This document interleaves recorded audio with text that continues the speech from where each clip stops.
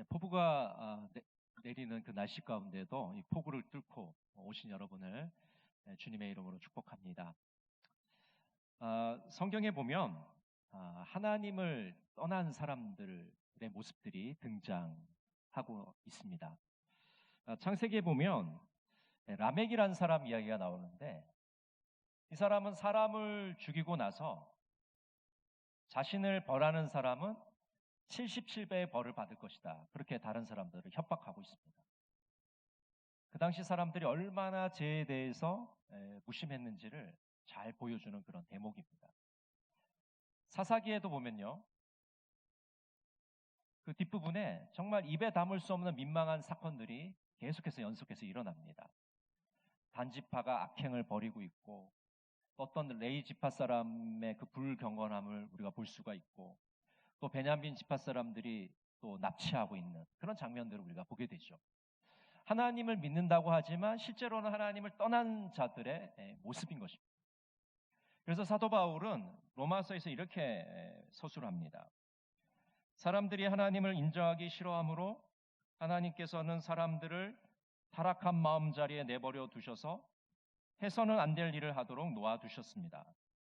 사람들은 온갖 불의와 악행과 탐욕과 악의로 가득 차 있으며 시기와 살이와 분쟁과 사기와 저기로 가득 차 있으며 수군거리는 자요, 중상하는 자요, 하나님을 미워하는 자요, 불손한 자요, 오만한 자요, 자랑하는 자요, 악을 꾸미는 모략꾼이요, 부모를 거역하는 자요, 우매한 자요, 신의가 없는 자요, 무정한 자요, 무자비한 자입니다. 하나님을 인정하기 싫어하는 사람들, 하나님을 떠난 사람들이 구체적으로 어떤 모습인가를 잘 보여주고 있습니다. 교부 어거스틴은 당신을 향해서 살도록 창조하셨으므로 우리 마음이 당신 안에서 쉴 때까지는 편안하지 않습니다. 고백록에 나오는 아주 유명한 구절입니다. 하나님께서 우리를 만드시고 하나님을 향해서 살도록 창조하셨다. 그러니까 하나님 안에서 살도록 우리를 만드셨는데, 우리가 하나님을 떠나게 되면 우리는 참된 쉼과 안식을 누릴 수 없다고 어거스틴은 고백을 하고 있습니다. 하나님을 떠나게 되면 참된 안식과 구원을 우리는 맛볼 수가 없는 것이죠. 그렇기 때문에 하나님을 떠난 자들은 하나님께 속히 돌아가야 됩니다. 오늘 본문에서도 하나님을 떠난 자들에 대해서 이야기하고 있습니다. 예레미야 예언자는 하나님께 돌아선 이스라엘에 대해서 경고하고 있습니다. 예레미야 3장 6절에 보면 이스라엘이 하나님께 배역했다고 말하고 있습니다. 이 배역했다는 말은 하나님께 등을 돌린다는 겁니다. 하나님께 등을 돌리고 하나님을 배신했다. 또 3장 7절에 보면 유다가 하나님을 반역했다고 말하고 있습니다. 이 반역이라는 것은 하나님께 불성실한다는 뜻입니다. 하나님과의 약속을 저버렸다는 뜻을 갖고 있습니다. 이처럼 예레미야 당시의 이스라엘은 하나님을 버렸습니다. 예레미야 2장 13절 우리 같이 한번 읽어볼까요? 내 백성이 두 가지 악을 행하였나니 곧 그들이 생수의 근원되는 나를 버린 것과 스스로 웅덩이를 판 것인데 그것은 그 물을 가두지 못할 터진 웅덩이들이니라. 이스라엘 백성들이 생명의 근원이 되신 하나님을 버렸다는 겁니다. 그리고 웅덩이를 팠는데 그 웅덩이는 물을 가두지 못하는 터진 웅덩이다. 여러분, 터진 웅덩이 어디에다 쓰겠습니까? 농사를 지으려면 이 웅덩이에 물이 가득 차 있어야 되는데 다 줄줄 새고 있으니 그 웅덩이의 역할을 제대로 하지 못하는 것이죠. 하나님을 잊어버리고 하나님을 떠난 이스라엘 백성들의 모습입니다. 이런 자들에게 하나님은 오늘도 외치고 계십니다. 내게 돌아오라. 여러분, 우리는 하나님께 어떻게 돌아갈 수 있을까요? 첫 번째로 회개해야 합니다. 하나님께 돌아가려면 우리가 먼저 회개가 선행되어야 하는 것이죠. 여러분 무엇을 회개해야 됩니까? 우상 숭배를 회개하라고 말씀합니다. 우리 4장 1절 같이 한번 읽겠습니다. 여호와께서 이르시되 이스라엘아 내가 돌아오려거든 내게로 돌아오라. 내가 만일 나의 목전에서 가증한 것을 버리고 내가 흔들리지 아니하며. 여러분 하나님께 회개하려면 가증한 것을 버려야 됩니다. 헛된 것을 내려놓아야 됩니다.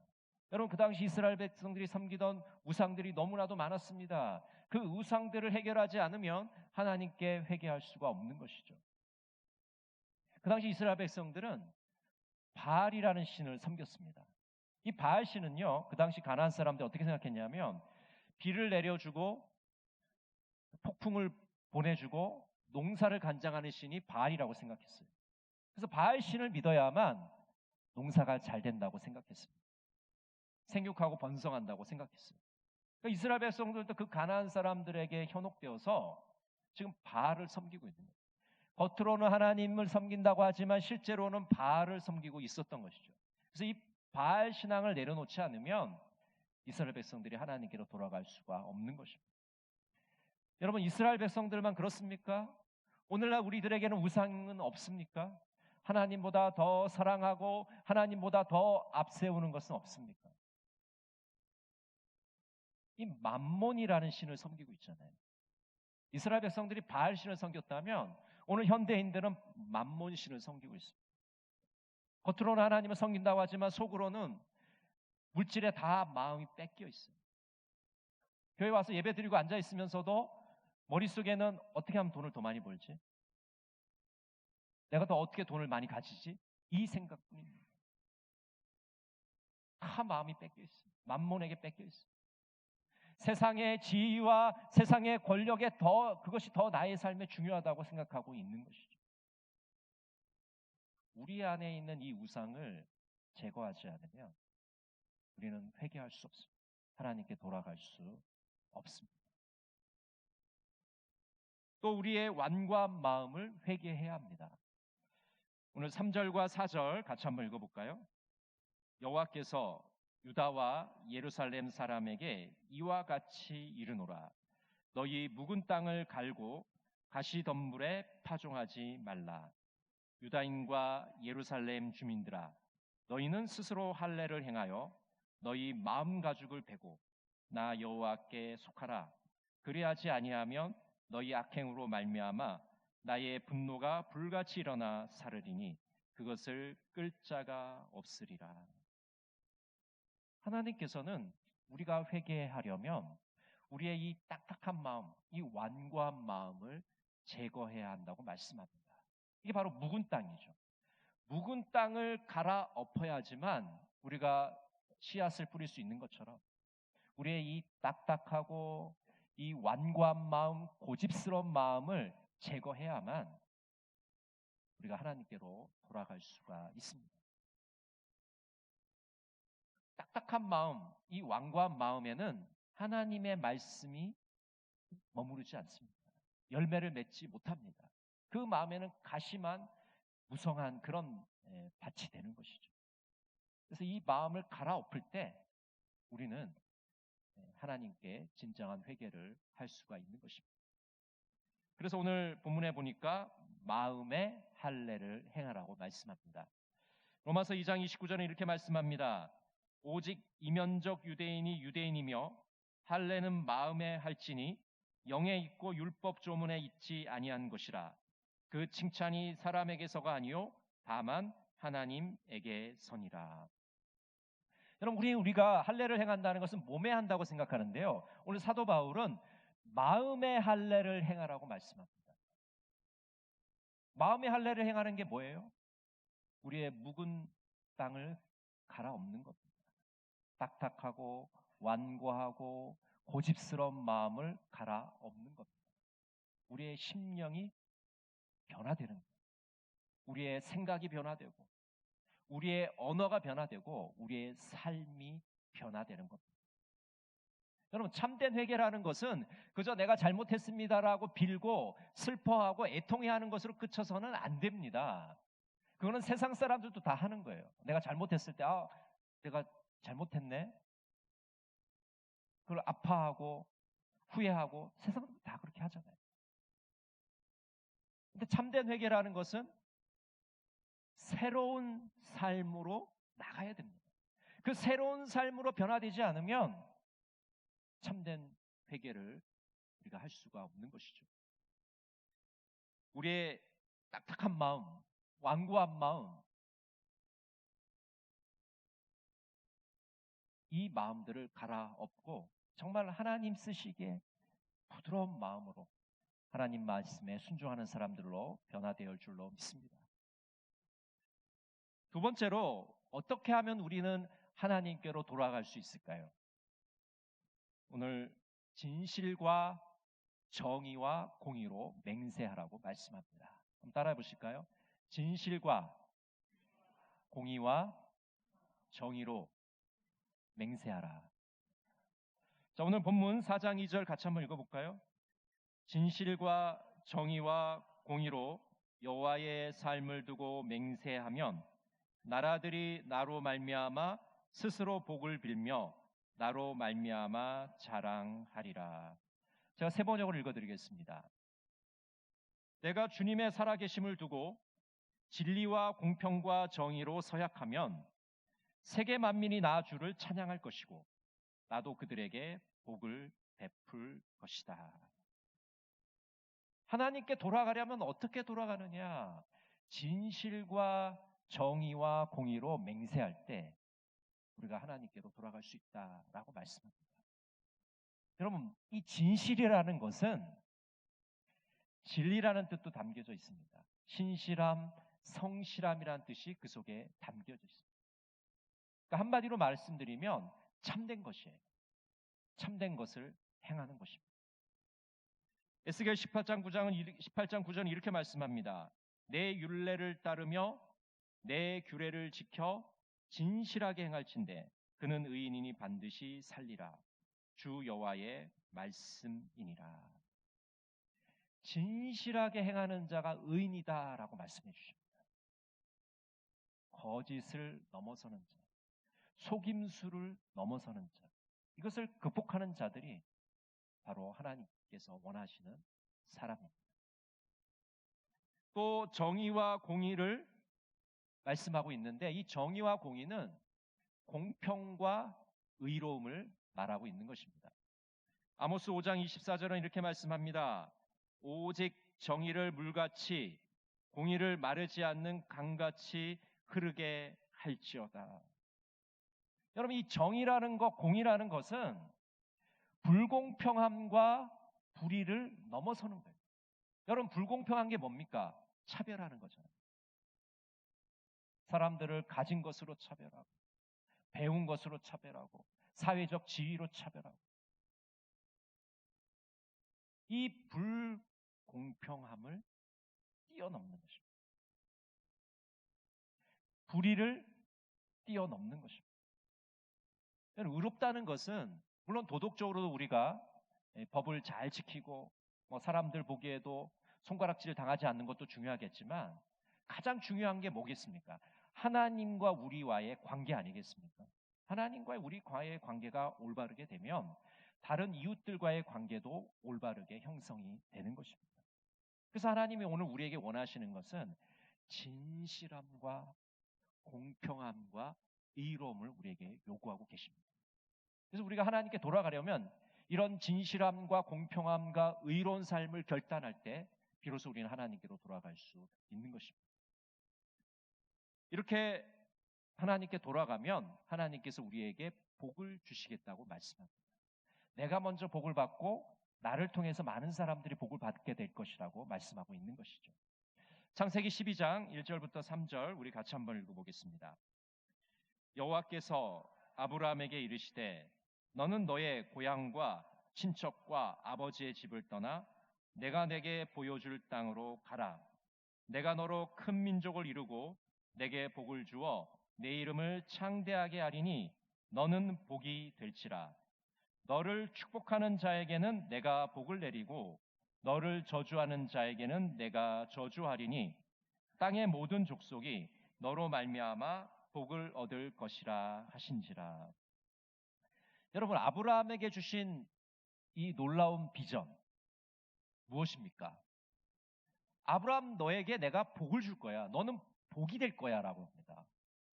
근데 여러분, 아브라함만 복을 누리는 게 아니고 아브라함을 통해서 세상 만민이 복을 얻을 것이라고 말씀하고 있습니다. 여러분, 아멘이십니까? 이거 아브라함에게 주신 축복입니까? 아니에요. 아브라함의 후손인, 우리 믿음의 후손인 우리 모두에게 주신 약속입니다. 아니, 목사님, 나 혼자만 예수 믿고 천국 가고 잘 먹고 잘 살면 되지, 우리 가족만 잘 되면 되지, 뭐 더 바랄 게 뭐 있습니까? 천만의 말씀. 하나님은 나 혼자 잘 먹고 잘 살라고 우리 부르신 거 아니에요. 그러면 무당 종교와 뭐가 다를 바가 있습니까? 하나님이 이 아브라함의 비전을 우리에게 주셨습니다.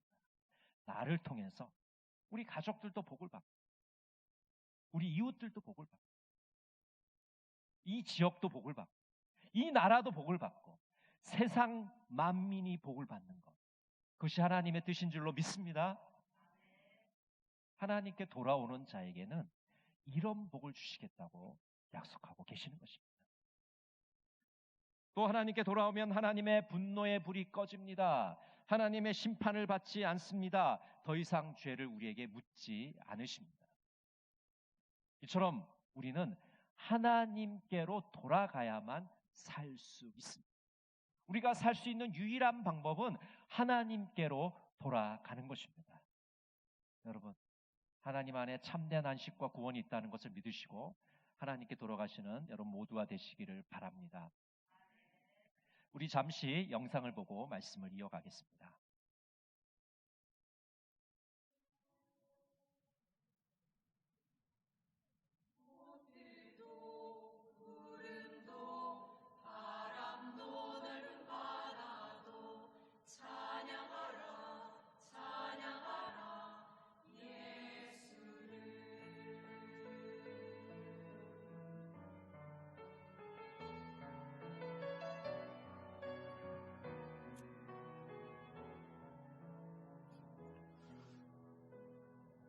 나의 하나님을 예배하니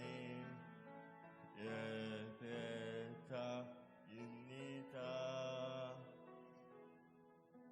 네가 서 있는 곳 어디서나 하나님을 예배합니다. 내 영혼 그늘자 은혜니 하나여 내 마음 완전한 하나님 하나여 이곳에서 바로 이 시간 하나님을 예배합니다.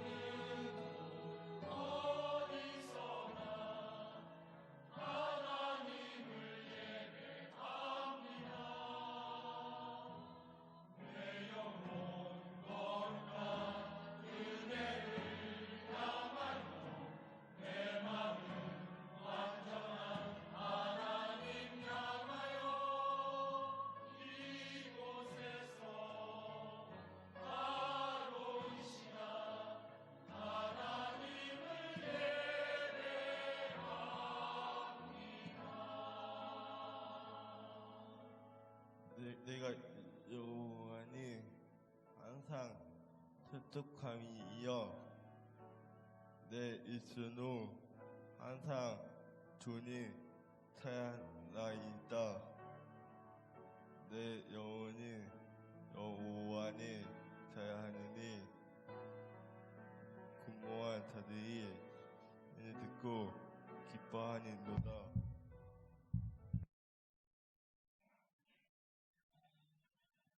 네, 영상 잘 보셨습니까? 이 영상은 탤런트 권호중 배우의 아들인 혁중 군이 분당 우리 교회에서 특송하는 장면입니다. 여러분 영상 보신 것처럼 이 혁중 군은 장애를 가지고 있어요.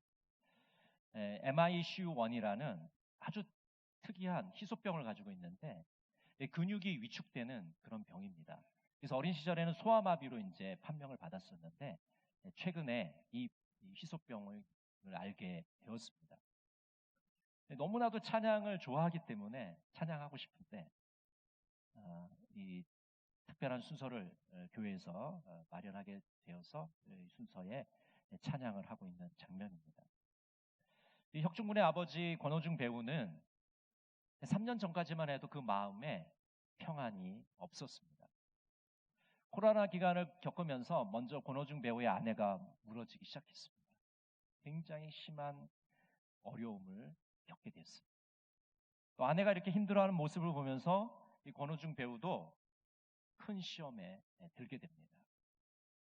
또 수입도 끊어져서 여러 가지 경제적 어려움도 당하게 돼요. 그러면서 극단적인 생각도 하게 됩니다. 그렇게 어두운 동굴을 헤매고 있는데 차인표 배우가 또 도움의 손길을 줘서 힘을 얻게 되었습니다. 그 어두운 동굴에 빛을 찾게 되었고 희망을 갖게 되었습니다. 그래서 아내가 그동안 계속해서 아내가 술을 좀 끊어라. 교회 다니면서 왜 이렇게 술을 많이 마시냐 얘기했는데도 들은 척도 안 했습니다. 그런데 그 어려운 가운데서 아내와 함께 새벽 기도회를 나가게 되고 또 기도 가운데 자연스럽게 술을 끊게 되었어요. 그 술을 끊은 지 또 얼마 안 돼서 술 CF 제의가 들어오게 됩니다. 여러분 한번 생각해 보세요. 지금 광고를 많이 하려고 하는데 이 술 광고가 들어왔는데 이거 참 어떻게 해야 될지 고민되잖아요.